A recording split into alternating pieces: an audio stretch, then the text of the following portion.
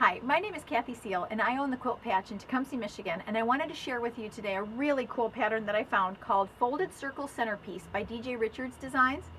And holding this up so that you can see all the bits and pieces, don't freak out, it is a lot easier than what it looks. So let's get to it and find out how we do this. First thing that you have to do is open up the pattern and pull out this page and make a copy of that. And then you want to cut that thing out of the copy that you made, because we're going to be working with this and drawing lines off of it. So there's step one. Then you're going to come and get your muslin or a light colored background. It's just the base of this thing, so it's not anything that's going to show up. So we just used muslin. First step is take the square of fabric and you're going to crease it this way. And you can iron crease it if you want to. I just finger creased it here. And then we're going to go the other way just like this, and we're going to put a crease in this way. And then what I want you to do is mark those creases. You're going to take your ruler. I used an Identa pen. You can use a micron marker. You can use a good a pencil, a graphite pencil if you want to. But you're going to go in here and you're going to mark both of those lines that are in the creases so that you can see them. Then we're going to go and take the copy of this that we got off the pattern and we cut it out, and we are going to line that up with the lines that we just drew, the horizontal and the vertical lines, just like this, and match the lines up that are on this. And they're in bold, so it makes perfect sense when you're lining them up. I just took a piece of Scotch tape and I tore it the other way so that you get skinny pieces of tape, because what we have to do now is we have to line this up again, and then we have to stick this onto the muslin so that we can move a ruler around. So now we're all taped down and ready to go. I pull my ruler out again, and I gotta get rid of this, and we pull our pen out. And now what we're going to do is come in with our ruler. I like to have my ruler go through both of the sides of the line, so I make sure that I'm nice and straight. And I'm going to go and mark these lines just like this. I'm going to do one side at a time, and now I'm going to line this up to this side and this side down here, making sure that I am nice and straight. And I'm going to mark all the different lines going through till all the lines are marked. Once you have all your lines drawn, you're going to end up looking like this.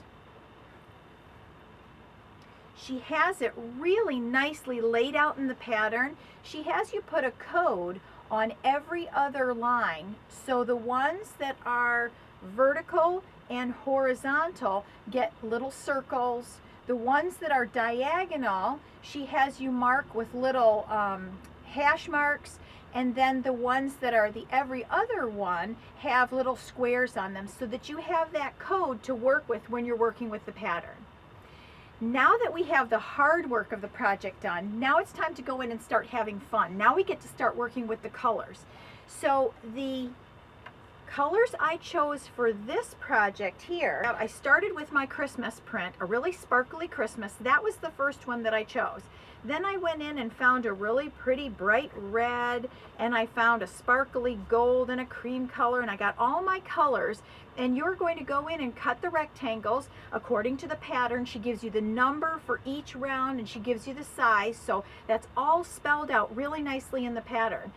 So let's move all the other rows away, and let's just start working with the first round that we're going to do.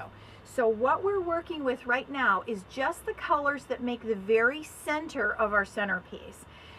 Whatever fabrics that you choose in the center here, you need to start with a square that's big enough to cover the muslin underneath here. We're going to be laying this piece down just like this, so that if this folds or if it bends, your muslin isn't going to show through. The first thing that we have to do is take this. I use Roxanne's glue Baste-It, and I just put a couple dabs of glue on the back side of this so that I don't have to worry about it shifting, and I don't have to stitch it down. It's just a lot easier. And I do center this on by the diagonal lines. If I put the corner matching up with the diagonal lines, I know that it's centered. As long as it covers that center, we're good. This is the first color that I'm going to be making for my first round. So now I have to go and I have to iron them and get them ready to put down in the project. So we have to come to the ironing board and we're going to fold this over and then we're going to put an iron on top of it. So you have to hem each little piece and then you have to come in and fold it the other direction in half. And if you can imagine that you're working with all these pieces, this might take a little bit of time. When I've been making these, I've worked out a little bit of a system to make it go faster. I set the iron on piece number 1, and while it's pressing that one, I start with piece number 2 right here, and I fold my hem. Then I'm going to set the iron on top of that while it hems that piece, and then you just go back and forth. Now I'm folding this one in half, and now the iron is going to sit on top of that one while I come like this. And it's just a big rotating circle that I made, so that every time I am hemming one, I'm folding the other and the iron's sitting on it, and it goes a little bit faster. It makes the process go a little bit faster. So now that I have a stack of these and they're all hemmed and folded over again, now it's time to get started putting them on our project. So we are going to take the first piece and we're going to open the first fold up so that I have the hemmed edge, the rolled edge of the hem. I'm going to line that up on the horizontal line, and then I'm going to line that crease that I made up on the vertical line. And I want to snug it up nice and tight there, just like that, so that the fold matches that horizontal line. Then I'm going to come with a pin, and I'm going to pin it into position so that it can't move on me. I'm going to take my second piece. Now this one has to have the hemmed edge upside down this time so that those two rolled hemmed edges touch each other. And then of course I want to match the crease that I made up with the vertical line that we have here. And we want to nest those together nice and tight. And then I'm going to come with a pin, and I use a nice small silk pin so that it really goes through the fabric easy and it doesn't shift anything. Now I'm ready to go to the sewing machine and sew from the top here all the way through the middle on that vertical line, and I'm sewing right on the crease that I made. So now we have sewn from top all the way down to the bottom, and now it's time to make our folds. We're going to come right here and we're going to take this corner and we're going to fold it into the center so that it lines up with the stitching line. Do you see how important in there that that red thread matches between those two? Because you don't want any of that thread showing. Once we fold that over, we're going to come with the iron and put a nice crease in that. Then we're going to come do the other side just like this. And what we want is those two to match up really nicely. We don't want them to overlap, and we certainly don't want a gap in between there. So then we're going to iron that side just like that. Now, we need to go in and anchor these so they don't pop open like that. So what I do is I take my Roxanne's glue Baste-It, which is a nice water-soluble liquid glue, and I just put a couple dots down here about 1/8 of an inch away, and I just use a little bit, and then I'm going to put those back down, line them up really nice, and then I iron the glue dry. So now it's set and I don't have to stand there and hold it while the glue sets up. Now we're going to come do the other side. We're going to take this, fold it back just like that, line that up with the stitching line. Take this side, let's iron this first. We're going to go and put a crease in that side.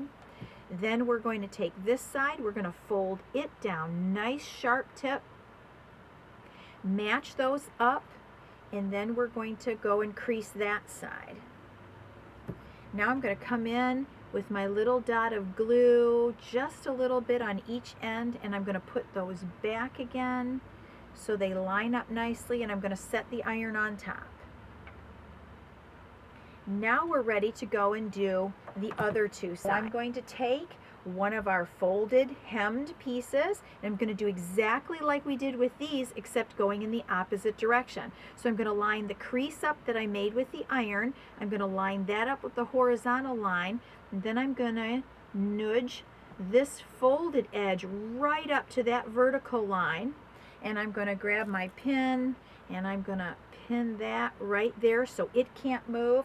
I'm going to take my next one hemmed edge, butt it up right close to these, and then make sure that that line that we creased in there matches up with the horizontal line. We're going to grab another pin so there's no shifting on us.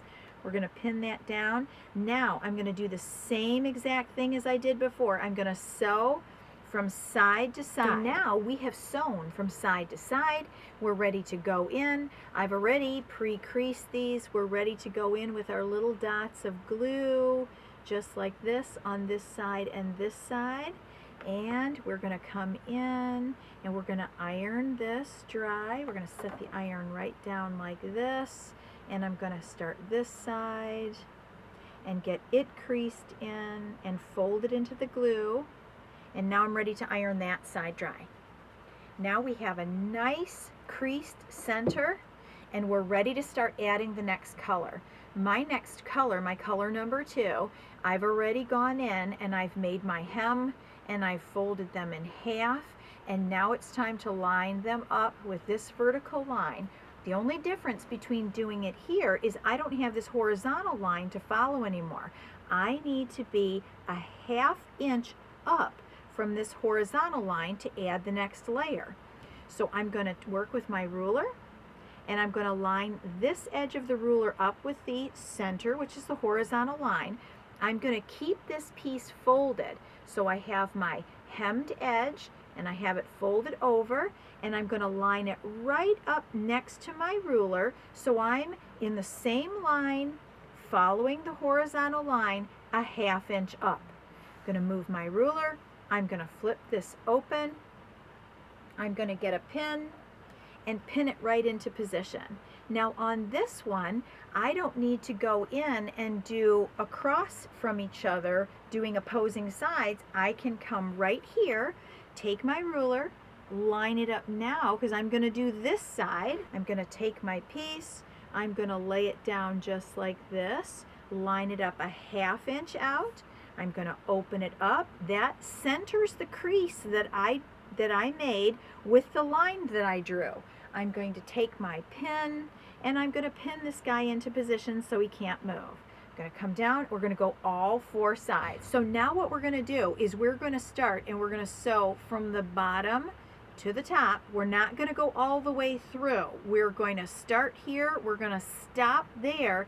Then I'm going to back up a little bit, because if I have my tail of thread right here on the edge and I clip that thread, I'm going to see that little fuzzy edge. So when I start here and I come to the center, I back up a few stitches and then I'm clipping my tail right here. So I'm going to do the same thing. I'm going to start here, I'm going to go to the center, and I'm going to back up so that I'm clipping the thread here. Okay, so now I've gone and done all the stitching, and I went in and I folded these, creased these, and already glued these down. Now I'm going to come just like we did with the first round and like we did with these. I'm going to fold it in, and I'm going to fold this guy in just like that. I'm going to set the iron down and crease that. For the second round, I'm going to put a little dot of glue in here, just like this, and I'm going to set the iron on top. Now it's ready to go. We're ready to go on to the next round. Now the next round is going to be the first time that we're hitting these diagonals. My next round is going to be 4 more pieces of my glitzy Christmas. So we're going to do exactly the same thing as we did with this round, except I'm going to follow a different line. I'm going to go up on the diagonal line. I'm going to lay my ruler from the center and I'm going to line up just like before. I have my hemmed edge here. I'm going to lay the crease right along the ruler and I'm a ½ inch down. I'm going to open it up. Nothing is different. Now all 8 pieces have been sewn on, pressed, glued, and I went and did a stay stitch around the outside of this, about an 1/8 inch in all the way around, so that these are stitched down to the background fabric now. Now it's time to take 8 more pieces of the next color. We're going to do nothing different than we did here, except instead of being a 1/2 inch from the center, we're going to be 1 inch from the center. Every time we add a new round, we're going to increase the distance from the center by a 1/2 inch. We always want to go from the center and measure out the next increment, because if this guy was a squidgy bit off, then the next one's going to be that plus a little bit. So we always want to measure from the center. So now we're 1 inch from the center. We're not going to do anything different. This gets lined up just like that on that vertical line, opened, pinned, and we're going to go around and put all 8 pieces on all the way around. So now I have gone through and I did the gold round exactly like I've done this lighter sparkly round, where I have 8 star tips going around, and I've moved out a 1/2 inch each time, and this has gotten the stay stitching all the way around. It's on this row or this round that it's time to go in and start using not only the vertical and horizontal and the diagonal, but we're going to go in and start using the ones that have the squares, the line that have the square code on them.